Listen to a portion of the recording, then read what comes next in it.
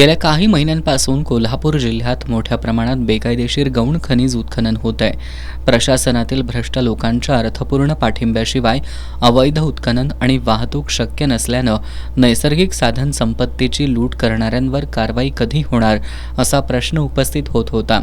याच अनुषंगानं जिल्हा खनिकर्म अधिकारी आनंद पाटील यांच्या पथकानं मंगळवारी मुदाळ तिट्टा इथं बॉक्साईट सदृश्य गौण खनिजाची अवैध वाहतूक रोखत 72 टन गौण खनिज आणि 3 डंपर ताब्यात घेतलेत।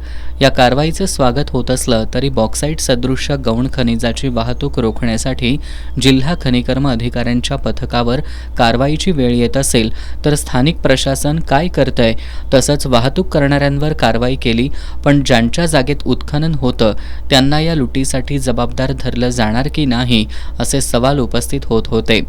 एस न्यूजनं याबाबतचं वृत्त प्रसारित करत याला वाचा फोडली होती।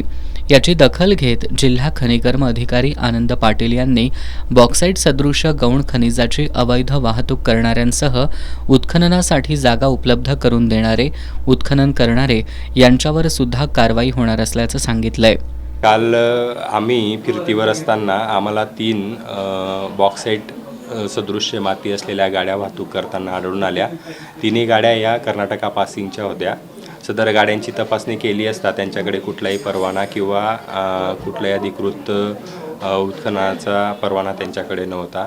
त्या गाड्या त्याच्यामुळे आम्ही ताब्यात घेतलेल्या आहेत। त्याची अधिक चौकशी चालू आहे। त्याच्यावर दंडात्मक कारवाई आपल्या नियमानुसार प्रस्तावित करण्यात येईल।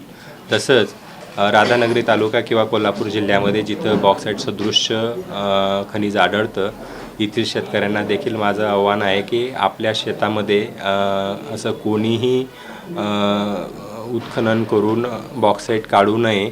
जर तसं आढळून आल्यास त्यांच्यावर देखील कारवाई करण्यात येईल आणि त्याचा भविष्यामध्ये आपल्याला त्रास देखील होऊ शकतो किंवा आपल्यावर कारवाई झाल्यास आपल्याला त्याची अडचण तयार होऊ शकते।